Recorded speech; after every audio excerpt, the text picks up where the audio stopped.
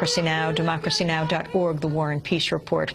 I'm Amy Goodman with Sharif Abdel-Quddus. On the line with us is Ambassador Ed Peck. He is just back from the Gaza Freedom Flotilla. One of the ships were attacked by Israeli commandos.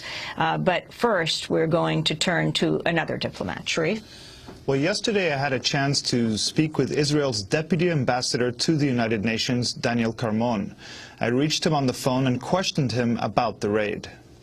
Why did Israel attack a boat carrying more than 600 international activists in international waters? Israel did not attack a boat. Israel enforced a maritime blockade, which is a measure that is totally legal in international law, to enforce a blockade when there is a possibility of a danger emanating from some source. And this was exactly the case. There was a flotilla of so-called real, genuine humanitarian aid to Gaza. And when I'm saying so-called, I mean some of this flotilla was not a genuine, naive humanitarian aid only flotilla, and for this reason and for the danger that emanated from this, our Navy enforced the blockade. But this was in international waters. The international law, and I would refer you to international law, when there is a danger, when there are conditions that require this, boarding can be done on a dangerous vessel in international waters too. Eyewitnesses said commandos came out shooting. The Israeli commandos came out shooting. Not at all. Not at all.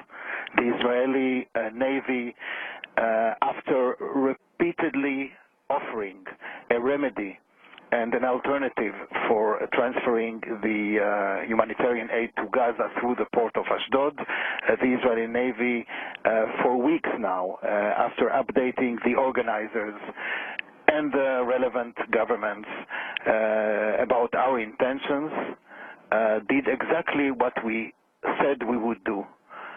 Boarded the ships, and I'm talking about, there were 6 ships, by the way. 5 ships adhered totally to what they were supposed to do, and replied and reacted positively to the communications done by the Israeli Navy. One particular ship, the Marmara, which had on board not humanitarian activists only, but some activists of a very extreme organization called IHH, which had other intentions, had other plans, and the plans were to provoke. And more than this, when the Israeli Navy... what evidence do you have of those plans? IHH is an organization that works across Turkey and the world. Yes, and is also connected to terrorism and to Al-Qaeda, and some elements from the people of these organizations, when the Israeli naval soldiers came down to the ship in order to enforce the blockade, after repeated advertisements that were answered by negative or 4-letter words, which I will not repeat here, were attacked, and I think you saw that on TV also. Well, let me ask you, by knives, clubs, shooting from live ammunition.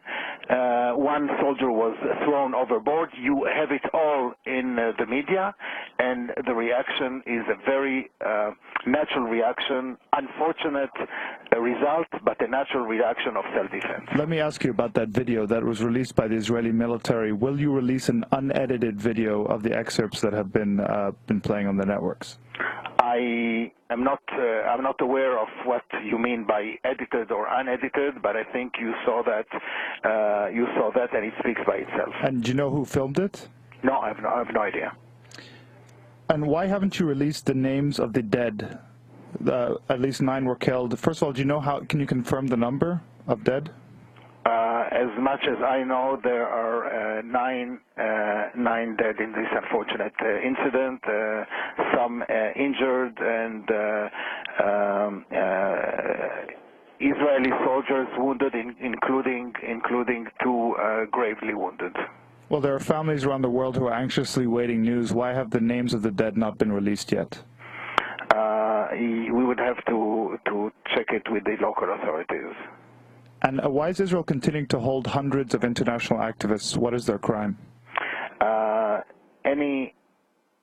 Any of the participants in this so-called protest, which is much more than just even much more than just a protest, those who are suspected of trespassing the law, there would be measures that would be applied. All those who don't will be released as soon as possible. We have indicated this from the start of this operation. We have indicated this in the planning stages. We had no intention of doing anything that was problematic. The problems and the confrontation and the violence came from the other side, from those who misuse the disguise of humanitarian aid to do something else, and this something else is the lynch that we saw in this clip, in this horrible clip that we all saw. Well, the UN Security Council has condemned the raid. What is your response? I would suggest to read exactly the text of various communications in the last few days. I haven't seen the condemnation is a condemnation of the acts that brought